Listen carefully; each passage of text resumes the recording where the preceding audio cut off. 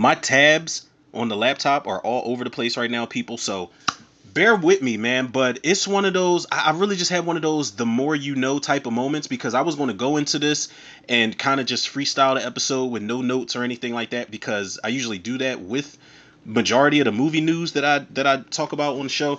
But this is it's one of those the more you know moments because I'm finding out shit that I didn't originally know was true about one of these characters in particular, man. Now, let's just cut straight to the chase, man. I'm here to talk about this insanely odd but interesting Street Fighter live action reboot casting we've been getting over the last couple months. And it's been, this has been in the works for a long time, man.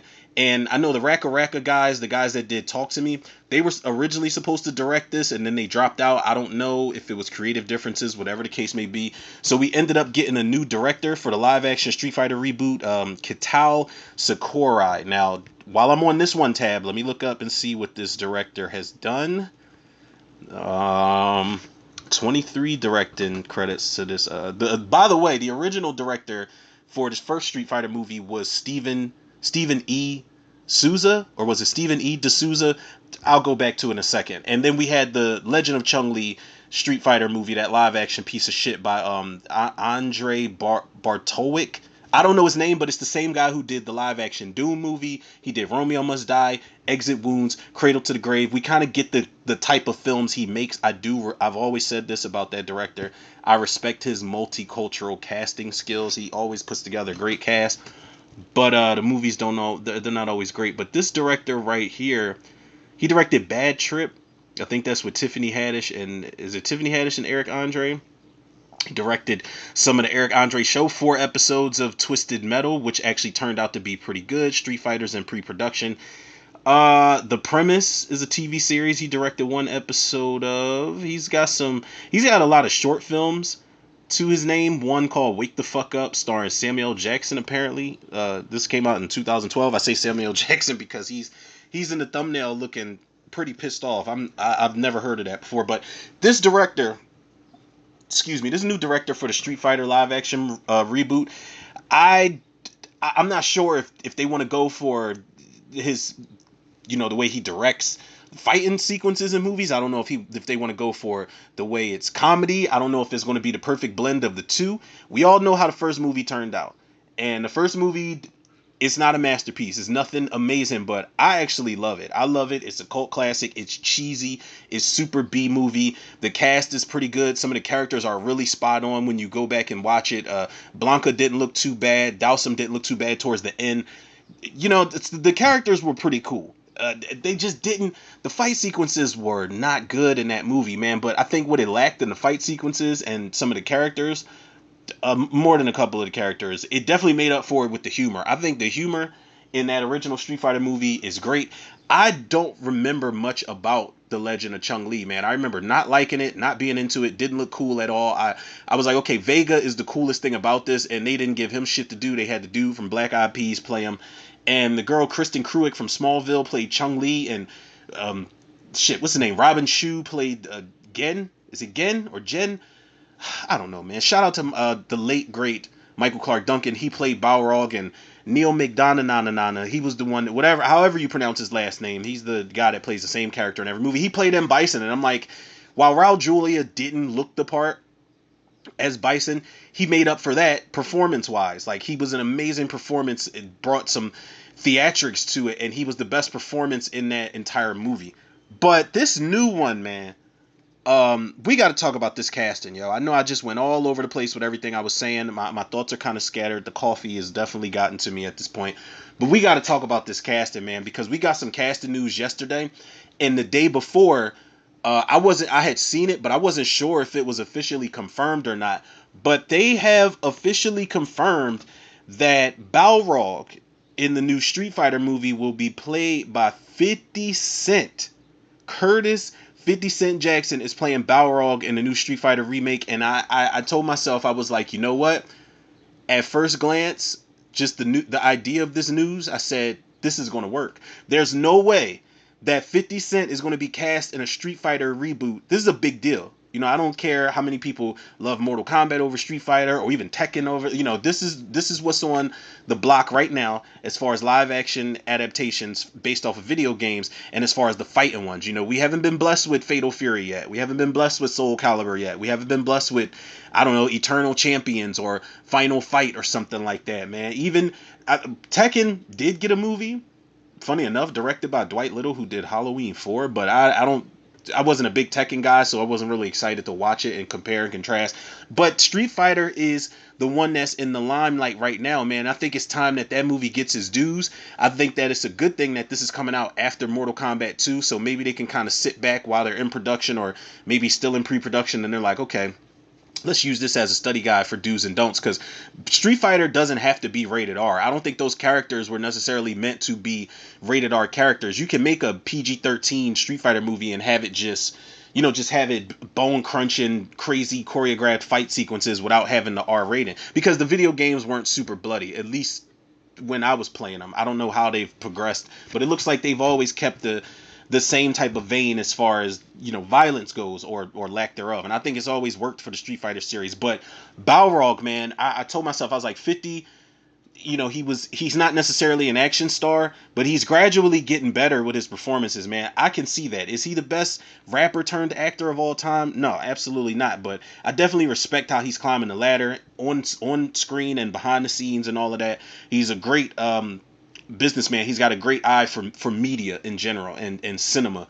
So I don't think, especially after acting alongside people like Jason Statham and my man from The Raid and all these other action stars who have crazy experience, as him acting alongside them in the Expendables 4, I don't think he's going to go into this half-ass in it. I already know this is going to be a better film than the Expendables 4, and I haven't even finished watching that shit yet. But something about 50 being this, you know, this boxer who was banned from boxing, you know, forever, and picked up by Bison, which I didn't know. Like, I did not know. I always was under the impression that Balrog was a good guy, you know, because the first movie with Jean-Claude Van Damme and company, Balrog is played by Grant L. Bush. He was in The Exorcist 3. He was in a whole bunch of other movies, but I remember him more so in The Exorcist 3. And Balrog was one of the people that was riding with Chun-Li. It was Balrog, Chun-Li, and Honda. Recipe shout out to the actor that played Honda. And they had their little holy trinity thing going on. And I was like, okay, Balrog's always been a good guy. No, Balrog actually is he's Bison's main henchman. And, you know, Bison, you know, kind of picked him up off of his feet when he joined, when Balrog wanted to join Shadaloo, and he basically became Bison's right-hand man. And I didn't know that, man. And I guess that's something that the Legend of Chun-Li movie actually got right, because Michael Clark Duncan's version of Balrog is definitely Bison's main henchman. And that's basically what he does throughout the course of the whole movie, man. He's by Bison's side. I don't remember how many solo scenes he gets, but I remember a scene with a rocket launcher. But look, let's keep it a B, man. For people that might be criticizing 50 Cent a little early on for being cast in this role, or just criticizing the idea of it, let's be real, man. Regardless of how much we loved Michael Clark Duncan as an actor, as a person, God rest his soul, regardless of how funny and how much to do Balrog might have had in the first movie, even though he didn't have a lot of fight sequences, they've never gotten the character right. All right, they've had 2 tries to get this character right, and they haven't really nailed it the way that I think the majority of Street Fighter fans would like. So this is the time where we get somebody with the physical presence. We get somebody who, you know, I don't think Balrog has to be like a super demanding character as far as performance goes, but he has to have that grit. He has to have that arrogance. He has to have that, you know, that shit talking ability. I don't know if they're going to give him like how animated do we get with the Balrog voice? I'm not sure, but I love this fucking casting, man. I really genuinely love this casting. Speaking of casting that I love, man, Jason Momoa is playing Blanca, and the moment that they said Jason Momoa was going to be, he was rumored to be one of 2 characters in this new reboot, I said, I believe I said, this is either got to be him playing Blanca or him playing Akuma. If he doesn't play either one of these characters, don't even cast him at all. I'm pretty sure those are the two characters I said. I know I said Blanca for sure, and lo and behold, man, ask and you shall fucking receive. They said Jason Momoa will be playing the role of Blanca, which is probably going to make a lot of people happy. I'm happy that he's playing the role because he can go crazy with this role and just be absolutely bonkers insane. I'm talking Dante from Fast 10, Aquaman times 10. I think Jason Momoa can pull this off as well, man. And women love Jason Momoa, and I'm pretty sure we know what Blanca looks like. We know what Blanca's about, and Blanca's just gonna be. He's not gonna have no shirt on throughout the whole goddamn movie. His hair is gonna be crazy, blow dried out, and it's gonna be orange. He's gonna have a big orange patch of hair on his chest. He's gonna electrocute. He's gonna bite. He's gonna scratch. He's gonna maul people to death. I'm hoping Blanca can deliver like the R-rated moments if we do get a PG-13. Like Blanca, let him be the one that pushes the rating as far as we can go.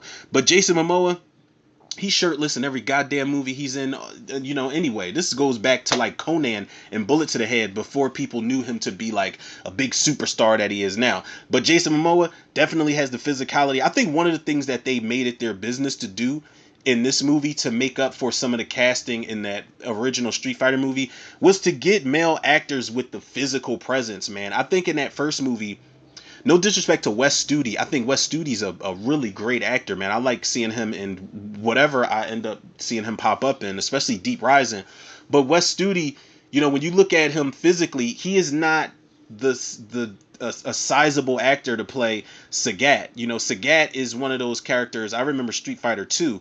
I think you fight Sagat right before you fight Bison, and Sagat is all of 12 feet tall, and all the weight that he's got on him is pure muscle, man. He's just like a large, mutated, angry kangaroo of a Street Fighter character, man, and he whoops ass. And Wes Studi, while his performance wasn't bad, he just didn't look the part for Sagat. I think, like I said, Raul Julia, but we all know the late great, he was battling stomach cancer. They had to give him padding in his outfit, so physically he didn't look the part. T-Hawk, I think that's one of the biggest fucking crimes that first movie committed, man, was casting whoever that guy was. That was just some dude they picked up off the street. Yo, you want to be a Street Fighter?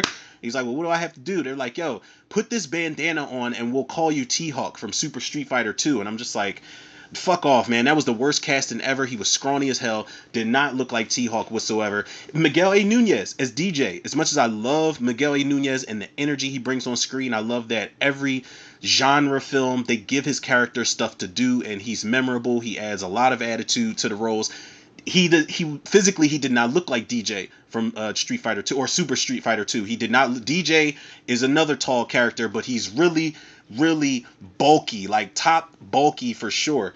And they did a lot of things wrong in the first movie as far as the look of of certain characters, man. But I think that who they're casting now, you got 50 Cent as Balrog, you got Jason Momoa as Blanca, you got Roman Reigns who is playing Akuma. Akuma is somebody I thought they were going to save for like a mid-credit or post-credit scene because I figured they wouldn't want to go on character overload, but then I forgot how many characters were in the first movie. They actually scaled how many game characters were in the movie. They scaled it back in the second movie. So I'm not sure exactly how many characters are getting thrown at us this time around, but I always thought Akuma would be like a surprise type of, they would go the Marvel route and have him pop up at the end of the movie when you think it's over. But Akuma's going to be in the forefront, man. I'm curious about him because I did not know about Akuma until not the Street Fighter movie game, because he was a playable character even though he wasn't in the movie. But Akuma, goddamn, was he in Super Street Fighter 2? I can't remember. But Akuma, basically, he's like part Ryu, part Ken, all devil.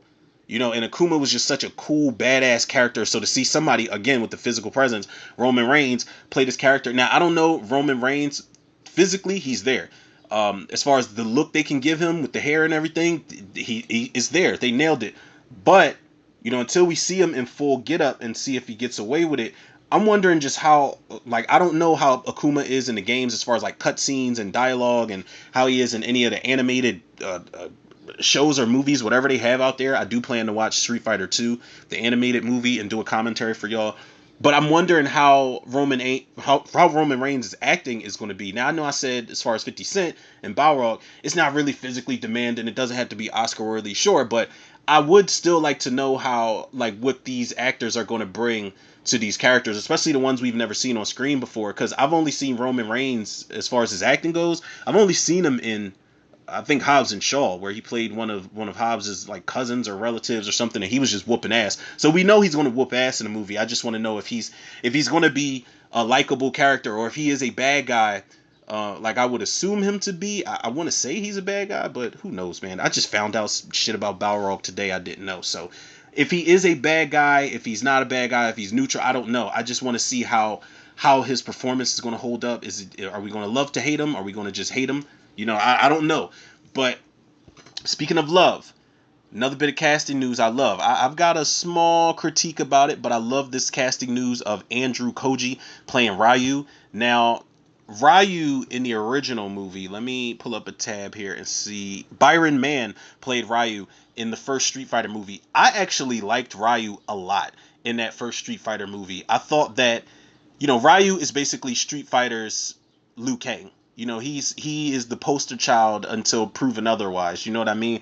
And I don't think he did a bad job. I think that Hadouken that they gave him to do in that first movie was ass. All they gave him was a light bulb to Hadouken against Vega's stomach, and the light bulb popped. The light bulb shattered, and it lit up real quick. It was a cute little Hadouken they gave him, but I guess they couldn't afford to give him anything, like a super crazy ball of fire that was blue, a CG. Yeah, they couldn't afford that. But Byron Mann wasn't bad, but Andrew Koji, you're already getting better fight sequences. I don't know if they're going to give Ryu weapons, but seeing his sword game in Snake Eyes G.I. Joe Origins, Andrew Koji played Storm Shadow in Snake Eyes G.I. Joe Origins, by the way. If you have not seen that movie, I know the G.I. Joe trilogy is not the greatest action trilogy of all time, or trilogy based off of a cartoon property, but I think they're entertaining as hell. But the one Andrew Koji was in, where he played Storm Shadow, the Snake Eyes prequel, is the best of the three. Mark my words, people. Believe me when I say it's the best of the three. The action sequences are really good. They got this samurai,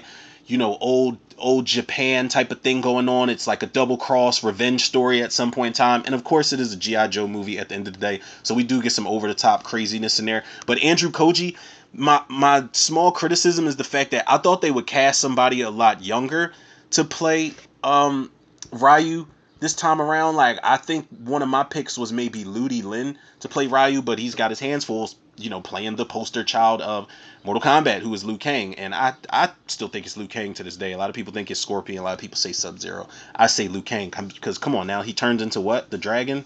What's the logo for Mortal Kombat? Come on now, it's the dragon. Now, speaking of more news, and speaking of critiques, Noah Centineo, my man Adam Smasher from Black Adam, who had a really great personality as far as that character goes. I enjoyed him on screen a lot. But he has been cast to play Ken. This is where I started to really wrinkle my brow, and I was like, huh? Like, he doesn't even look like Ken. Are we going to dye his hair like super blonde? And, how will you look in a red gi? Just fighting. Personality-wise, I think he might be a good counterpart for Ryu, because Andrew Koji, I don't know how they're going to bump up Ryu's personality in this, but Noah Centineo playing Ken to Andrew Koji's Ryu might be the one that doesn't take things too seriously. He might be the ball of energy that Ryu needs when he's trying to be super serious and take down Bison and Shadaloo. But I'm anxious to see these two work together. What's the dynamic going to be like between these two? Because it was a bit dysfunctional in the first movie with Ryu and Ken, but you love to see those guys argue and fight back and forth. They were one of the best duos in that entire movie. I actually liked Guile and Cammy as a duo, and that has nothing to do with the fact that people say that Jean-Claude Van Damme was actually sleeping with that actress. That is none of my concern, and good for him, because they cast the right chick to play Cammy in that first Street Fighter movie. But we're not even gonna go with that. We're not gonna go with that. But I think they just gotta jazz up Noah's look a little bit and make his look more equipped to Ken, unless they're doing their own version of Ken. Listen, I understand that they want to make this their own version and separate it from the two that we had prior, but can we keep this as close to the game as possible, man? Like, that's all I want. Like, I'm cool with if we get a PG-13 entertainment value that we got in that first Mortal Kombat reboot, man, in 2021, I believe it was. So it was strange casting for Ken. I don't think I had anybody in mind as far as casting Ken. As far as nobody in mind, I did have somebody in mind. I think I said that completely wrong, but y'all get what I'm saying. The one person I had in mind to play Chung Li might have been Anna Sawai from Fast and Furious 9. And, she's got the look as far as Chung Li. She's got the physical presence as far as Chung Li, because Anna Sawai gets an amazing fight sequence in Fast 9 where she's in Tokyo and she meets Mia and Letty, and she's whooping those dudes' asses along with Mia and Letty in Han's apartment, man. It was a great scene. So I was like, wow, I could definitely see this chick doing a spinning side kick. You know what I'm saying? Upside down or whatever the hell Chung Li was it the spinning side kick? Yeah, that was upside down, where Chung Li just basically, she turns her legs into a goddamn spinning umbrella and fucks you up. But I wanted her to be, Chung Li, but instead I think this was, along with the casting of 50 Cent, we got some news that Kalina Liang will be playing Chung Li in this movie. Now, looks wise, sure, she could play a much younger Chung Li. I think Ming Na Wen was the actress that played Chung Li in the first Street Fighter movie, and she was great. I know she didn't get a lot of fight sequences, but just performance wise, and the fact that she is hot as shit, man. She was a great Chung Li, man. I don't even want to talk about Kristen Cruitt, because I think she was miscast, and I don't like the movie she was in at all as Chung Li. So it is what it is. But this actress she's definitely a lot younger, but I think Chung Li it might be cool to see a much younger version of Chung Li, because if we get sequels to this, we can see how, obviously Bison's got to survive this, even if they quote unquote kill him off at the end. So it'd be good to see this actress progress in this franchise. Should we get more movies, we can see Chung Li just have different character arcs. The older she gets, maybe the older she gets, the more bitter and vengeful and angrier she gets. Obviously Bison is the one that killed her father, so that's got to be a big plot point as well. I hope they keep that in the film. But this actress has been in an episode of a TV series called Foundation in 2023, a film called Presence in 2024, Bad Genius in 2024. She's only got 5 acting credits to her name, which is cool. I'm willing to give her, a chance, as opposed to having somebody that I wanted that's way more familiar, I guess, in my eyes, than Jesus Christ, who did I just say that I wanted to play Chung Li? It was Anna Sawai. That's it, people. And there was another bit of casting I wanted to talk about, man, before I wrap this up, man. I just wanted to share my thoughts on this, man, because the casting is... Oh, here we go. Now, it was rumored. It was not confirmed. It just dawned on me that Walton Goggins was in talks to play M. Bison. Now, let me just say this, man. Walton Goggins... hold up, people. Is this a full circle moment? Walton Goggins was in what? G.I. Joe Retaliation? And he was a bad guy in there who I think was trying to either rescue or work alongside Storm Shadow. And while it wasn't the same actor that played Storm Shadow in Snake Eyes, Storm Shadow was also played by who? Come on, man. Andrew Koji, who's playing who in this movie? Ryu. I'm telling you, I make it come full circle on the Tudor Reviews podcast, people. But Walton Goggins, let me just say this. Good actor, man. Really good actor. Even when he was a fucking creep, rapist, piece of shit human being, just the evilest of evil in the movie Predators, he had some like kind of funny moments in that, and it's really hard to root for his character because of who he is and what he does. But it's a movie, so you can kind of suspend whatever it is you want to suspend, and all in favor of just having fun, or maybe rooting for him to get killed in that matter. I'm not condoning it in any type of way, but it is a movie at the end of the day. But he's a solid character actor, and be that as it may, you ain't M. Bison, my boy. If y'all cast him as M. Bison, you have fucked yourselves. Like, you really have, man. Don't cast him as M. Bison. Y'all already casted Neil McDonough as Bison in the Legend of Chung Li movie, and he was awful, terrible, corny fight scenes, corny personality, corny suit and tie, just business government ass version of Bison. I hated that version of Bison. Raul Julia, like I said, he didn't have the physical presence, but Jesus, man, that man was dying of stomach cancer and was still rocking out on the set of that movie, acting circles around everybody involved, man. Like I said, he's the best performance in that film, no matter how many criticisms people have towards it. And Bison, to be played by Walton Goggins, the physical presence is not there. I don't know if Walton Goggins, as good an actor as he is, I don't know if he can handle a tyrant of a character like M. Bison. Now, when everybody was talking about this, there was some AI art that I stumbled upon, and I posted it on Instagram and Facebook at the time as soon as I saw it, because whoever created it, and I wish I can give credit to the artist, but I don't remember who posted it. But I reposted it for damn sure. But whoever came up with it couldn't have been more spot on. It was some AI artwork of Josh Brolin in the M Bison costume, and I'm like, there you go.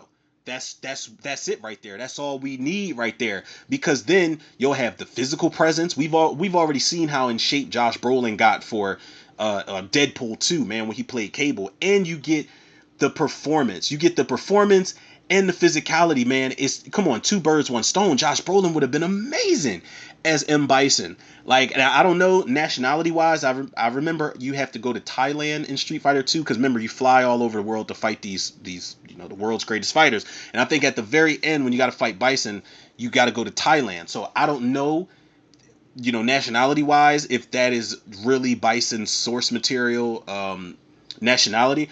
And yeah, but let's not act like the first two Street Fighter movies were amazingly accurate as far as nationalities go, man. Because like, come on, man. Like, come on. We know it was certain people we looked at. We was like, yo, that person is not supposed to be this, is they? Or that person's not supposed to be that, is they? And we know they fuck up from time to time. But Walton Goggins, just come on now, just stop it.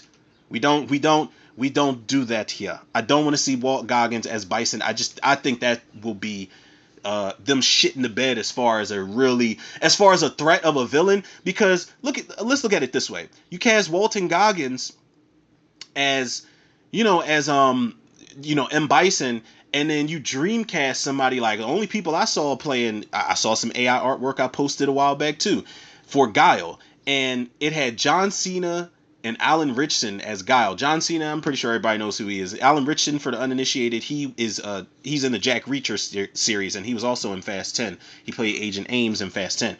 Bruiser of a guy, man. The guy is huge. So I figure this. Let's just say, hypothetically speaking, that they cast John Cena or Alan Ritchson as Guile. I'm gonna look at Guile at the final fight of the movie where he fights Bison. Before the credits roll, I'm gonna be like, man, you don't get no cool points for beating up that scrawny ass dude like that. What's wrong with you, man? Like, you're 10 times his size. It's not gonna be a fair fight. You want somebody that's gonna be, a formidable looking opponent for Guile by the end of the day. Now I know Guile doesn't really possess the powers that Bison has. Like Bison's got that Psycho Crusher move where he tornadoes towards you. Human tornadoes towards you, and he turns like blue and black or whatever the fuck he does when he catches on fire. Bison is strong, man. Guile is no slouch, but you wanna feel for Guile getting his ass kicked in this movie, man. So please don't cast Walton Goggins. I just don't see it working, man. I really don't. And I feel like there's one more piece of casting I may have forgotten. Let me see here. No, I think that might be it, people. I think that might be it. But listen, again, I say all that to say this, man. I'm very excited for this movie, man. I think the casting, like I said, has been really strange, and this is all casting that I have not seen coming at all. But I think this is going to be pretty good, man. I think if we can keep the humor of the first movie, up the ante as far as the fight sequences, man. These fight sequences better be fire. Again, I don't have to have a rated R Street Fighter movie. I will not be upset about a PG-13 rating at all. But this has to have personality, man. I think these are, next to, I'm a Mortal Kombat guy, but Street Fighter has always been number 2. It's a very, very, very strong number 2. Those days when I wasn't playing Mortal Kombat as a kid, I'm playing Street Fighter 2. I'm playing Super Street Fighter 2. They kind of started to lose me with that ES Alpha plus X shit that they were doing. But I think I remember looking at the trailer for, was it Street Fighter 6? And I was like, I don't know. Hold on, man. Hold on now. They have officially upgraded everything. And, I've been wanting this live action reboot for years, man. I think one of the first topic based episodes I did when I started the podcast was, are we getting a Street Fighter reboot, and here's who I would cast. Now I know my casting choices are completely different today than they were years ago when I started the show, but safe to say I've still been wanting this. I've been waiting for this, man, and I really can't wait for this to get made, because hopefully Mortal Kombat 2 is the success that they're saying it is during the test screenings they've been doing. Everybody's been giving it positive reviews for the test screenings and the positive feedback overall. So I'm hoping this can get the same in return with the test screenings when it's all said and done and when the movie's finished. I'm hoping that it does well in the theater, because it better be a theatrical release. And I'm hoping that they franchise this. And more than anything, I'm hoping that this opens up the door for more fighting game adaptations on screen, man. I want to see Eternal Champions. I feel like I don't know, man. Maybe the chick who did, Chloe Zhao, who did the Eternals, can do Eternal Champions. I feel like those characters are way too in depth from way too many different timelines. They're way too cool for us to just never make a live action Eternal Champions. I want a Fatal Fury. I want to see Duck King and Terry and the gang on there. I want a R-rated Killer Instinct movie, man. I want a Soul Calibur movie. I don't know who I would get. Like, have Peter Jackson direct a fucking Soul Calibur live action movie, man. I want these fighting game movies, man. I want Battle Monsters. I don't know how many people remember Battle Monsters on Sega Saturn. Send it in, man. DM, email, whatever. Let me know, y'all. Or send it on the comments on Spotify for this episode. Do y'all remember Battle Monsters for Sega Saturn? I can't remember any of the characters' names, but I remember it was this one guy who always looked like Michael Myers from a distance that I used to pick. Hold on, let me look real quick. I really want to see this real quick, people. I'm having a moment.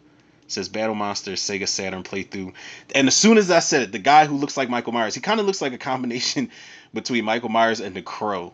Hold on, let me see. Let me see here. All right, I don't want this. I don't want this. Real quick, people. Give me a second here. All right, I did not want this. Yep, that's it.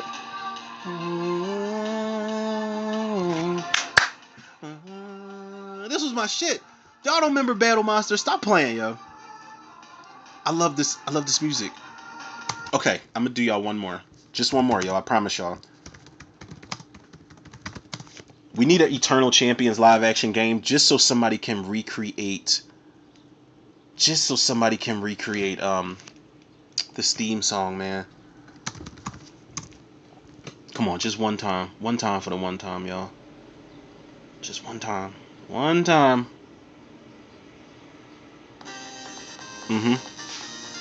Can y'all imagine, like, this coming in after the Universal logo or Paramount or New Line Cinema logo? Like, come on, man. Okay, that's enough, people. I don't want to. We're like 31 minutes into this. But people, again, I say all that to say I'm excited for the Street Fighter reboot. I just had to vent to y'all real quick with no notes and a couple of random tabs open to talk about how interesting this casting's been, especially like the casting of 50 Cent and Jason Momoa.